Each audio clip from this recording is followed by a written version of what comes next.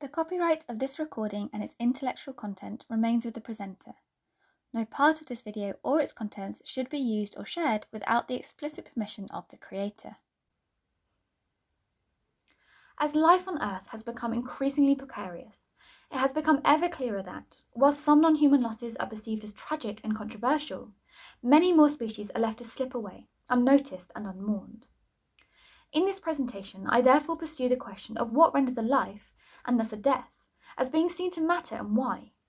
I explore how and when do we choose to invest our care in the fate of a threatened species? What might the stories we tell about them reveal? And when and how do we choose to respond to the call of responsibility that extinction demands of us? And to do so, I am going to tell you a short ecological whodunit. So this story begins on the 12th of November 2006, when a US beekeeper called David Hackenberg went to check on his honeybee hives.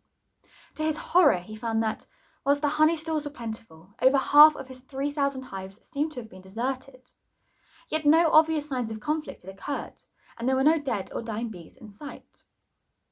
Today, we know that Hackenberg's discovery was the first reported case of colony collapse disorder, a disorder which causes honeybees to disappear from the hives. Following Hackenberg's initial discovery, many more instances of colony collapse disorder were reported, and the threat of this disorder quickly gathered international attention. What was particularly worrying about this disorder was the bizarre way that, for many years, the specific cause of this disorder appeared to be a complete mystery.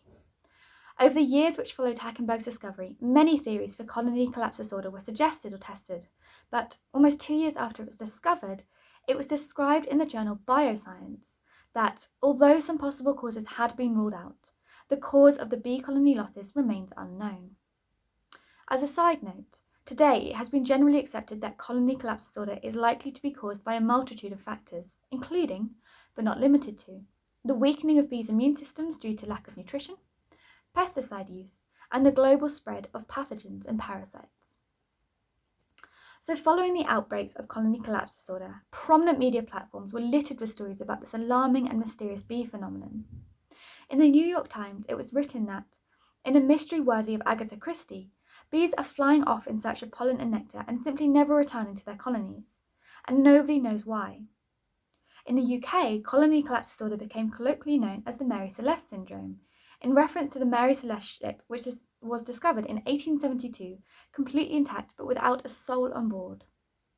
The persistent lack of satisfactory answers only served to fuel the public interest in the case of the missing bees. Some years after Hackenberg's initial discovery, colony collapse disorder was described in the New York Times as still being one of the great murder mysteries of the garden, and in National Geographic it was defined as a mysterious killer condition. This mystery also inspired documentaries, books, and TED Talks with titles such as The Case of the Vanishing Bees or Queen of the Sun, What Are the Bees Telling Us? Essentially, therefore, the narrative surrounding colony collapse disorder framed the crisis as being a mystery that required solving. This served to fuel the impression that bees were not just dying due to natural reasons, but were in fact being murdered by some terrible assassin. And so honeybees, who already held a notable place in the human imagination due to factors such as beekeeping and honey production, became victims in their own ecological whodunit. Just like in a traditional whodunit story, the murderer responsible for the mass die-off of honeybees was a mystery that, despite global efforts, was incredibly difficult to solve.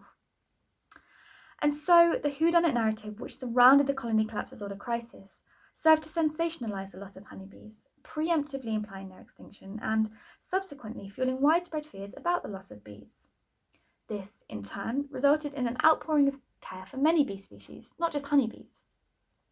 Indeed, in a world where so many species are fading away without notice, slipping into the realm of the forgotten, bees' plight has become a well-documented and openly challenged phenomenon, which has inspired many to consider their responsibility to endangered non-human species. And whilst this attention has not necessarily guaranteed many bee species a future, it has both contributed to actions towards saving bees, such as the banning of certain pesticides, as well as public awareness concerning biodiversity decline more broadly. And so, fundamentally, the story I have told you today demonstrates the extent to which the stories we tell about a species truly matter. The narrative surrounding a species' loss can deem that species as worthy of attention and grief, as opposed to just being another name to cross off on an ambiguous taxonomic list. As Tom van Doreen emphasises, extinction stories can serve to add flesh to the bones of the dead and dying, inviting both curiosity and a sense of protection for those other worlds. Thank you.